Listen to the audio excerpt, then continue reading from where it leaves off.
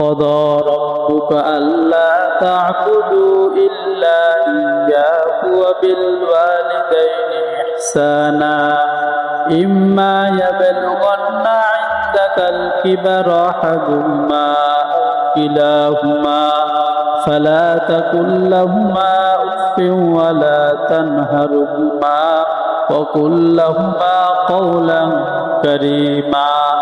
ওই আল্লাহ তাআলা কোরআনুল কারীমের মধ্যে জানায়া দেন, ও নবীদের মাধ্যমে জানায়া দেন, ও আমার হাবিব আপনি আপনার উম্মতকে জানায়া দেন, আপনি আপনার উম্মতকে জানায়া দেন তারা যেন তাদের মা বাবার সঙ্গে তারা যেন আল্লাহ তাআলা আমি আল্লাহ তাআলার পরিপূর্ণ ইবাদত করার পর আমি আল্লাহ তাআলার পরিপূর্ণ ইবাদত করার পর তারা যেন তাদের মা বাবার খেদমত করে, তারা যেন তাদের মা বাবার সঙ্গে খারাপ আচরণ করে না, তারা যেন তাদের মা বাবার সঙ্গে কখনো খারাপ আচরণ করে না, তারা যেন তাদের মা বাবাকে কোনোদিন কষ্ট দেয় না, তাদের মা বাবাকে এই পরিমাণের যেন কষ্ট না দেয় যাদের কারণে ওই এমন একটা কথার কারণে তাদের মা অথবা বাবা শব্দটা বলে, এই শব্দটা বলার মতো যেন তাদের মা বাবাকে যেন তারা কোনোদিনও কষ্ট না দেয়।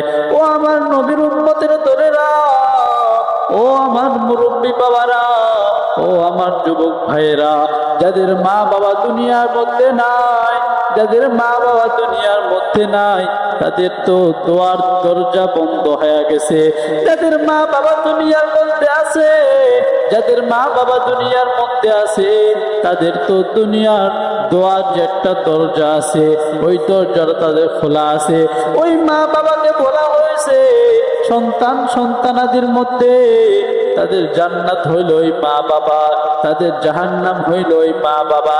যারা মা বাবার সঙ্গে খারাপ আচরণ করবে, মা বাবাকে কষ্ট দিবে, যারা মা বাবাকে কষ্ট দিবে তাদেরকে আল্লাহ তাআলা জাহান্নামের মধ্যে নিক্ষেপ করবেন। আবার ওই মা বাবার সঙ্গে যারা ভালো আচরণ করবে, যারা ওই মা বাবার সঙ্গে ভালো আচরণ করবে তাদেরকে আল্লাহ তাআলা ওই জান্নাতের মধ্যে দাখিল করবেন। আর যারা মা বাবার সঙ্গে খারাপ আচরণ করবে তাদেরকে আল্লাহ রাব্বুল আলামিন ওই জাহান্নামের মধ্যে দিয়ে দিবে।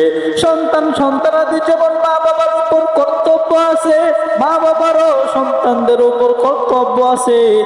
শুধু সন্তানদের মা বাবার উপর কর্তব্য আছে ব্যাপারটা কথাটা এমন বলা হয় নাই। মা বাবার যেমন সন্তানদের উপর কর্তব্য আছে, সন্তানদেরও মা বাবার উপর কর্তব্য আছে। মা বাবার কর্তব্য কি হইল? মা বাবাকে আল্লাহ তাআলা কিয়ামতের দিন জিজ্ঞাসা করবে, ও আমার বাবা তোমাকে আমি একটা সন্তান দিলাম, তোমাকে যে আমি একটা সন্তান দিলাম ওই সন্তানটাকে কতটুকু আমি আল্লাহ তাআলাকে চিনাইছো, আল্লাহ তাআলাকে কতটুকু চিনাইছো, আমার রাসূলের সুন্নাত কতটুকু তোমার সন্তানটাকে তুমি শিখাইলা রে বান্দা।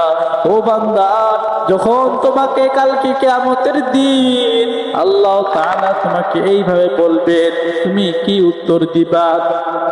আজকে যাদের মা বাবা দুনিয়ার মধ্যে বেঁচে আছে, আজকে যাদের সন্তানাদি দুনিয়ার মধ্যে আছে, যারা তোমরা ছেলে সন্তানদেরকে মেয়েদেরকে তোমরা ইসলামী শিক্ষায় শিক্ষিত করো না, ইসলামী শিক্ষায় শিক্ষিত করো না। মা বাবার কর্তব্য হইল সন্তানদেরকে ইসলামী শিক্ষায় শিক্ষিত করা, ইসলামী শিক্ষায় শিক্ষিত করা।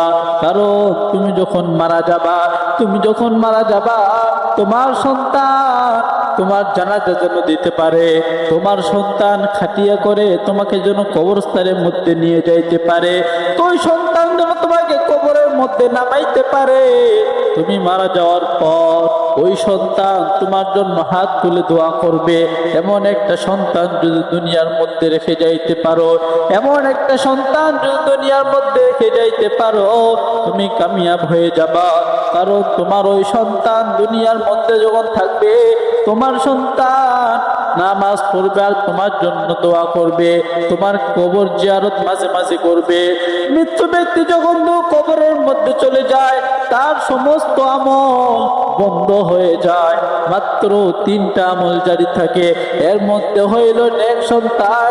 কোনো ব্যক্তি যদি নেক সন্তান দুনিয়ার মধ্যে রেখে যাইতে পারে, কোনো ব্যক্তি যদি নেক সন্তান দুনিয়ার মধ্যে রেখে যাইতে পারে, ওই নেক সন্তান যদি দুনিয়ার মধ্যে রেখে যাইতে পারে, ওই সন্তান দুনিয়াতে থাকা অবস্থায় আল্লাহ তাআলার কোরআনুল কারীম তেলাওয়াত করবে আর আপনার জন্য দোয়া করবে, আপনার জন্য দোয়া করবে।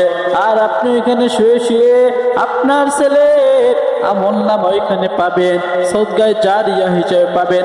আর যদি ছেলে সন্তানদেরকে যদি আপনি ইসলামী শিক্ষায় শিক্ষিত না করেন, জেনারেল শিক্ষায় শিক্ষিত করেন, ওই সন্তান আপনি যখন মারা যাবেন, ওই সন্তান আপনার জন্য দোয়া করবে না। আপনি কবর থেকে ডাক দিয়ে বলবেন, আজকে তাদের মা বাবা দুনিয়ার মধ্যে নাই, ওই মা কবর থেকে ডাক দিয়া বলে, ও আমার সন্তান, তোর জন্য কত কিছু করলাম রে সন্তান, 10 মাস 10 দিন তোকে গর্ভের মধ্যে ধারণ করলাম রে সন্তান।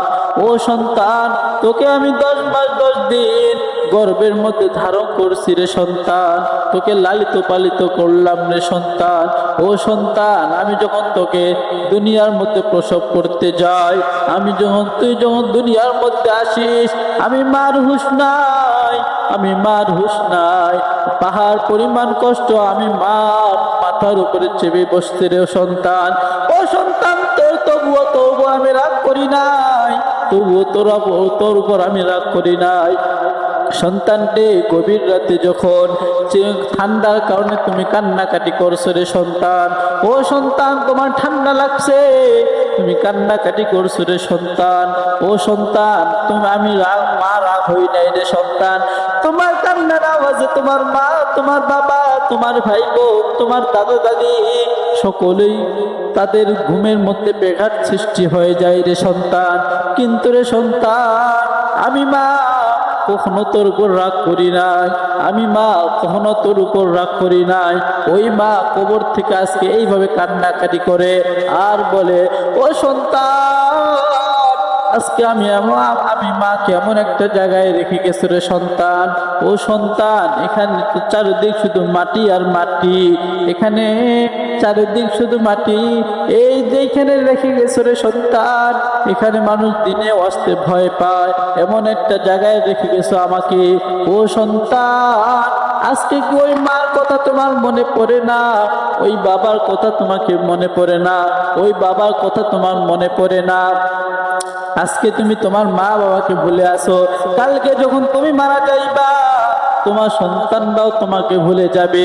এই জন্য কোরআনুল কারীমের মধ্যে বলা হয়েছে, কোরআনুল কারীমের মধ্যে বলা হয়েছে, কত সুন্দর ভাবে কবি বলেন, কদরে জার জার কর বেদানাত ইয়া বেদানাত জওহরি, কদরে জার জার কর বেদানাত ইয়া বেদানাত জওহরি, কদরে গুল গুল বেদানাত ইয়া বেদানাত শাপরি।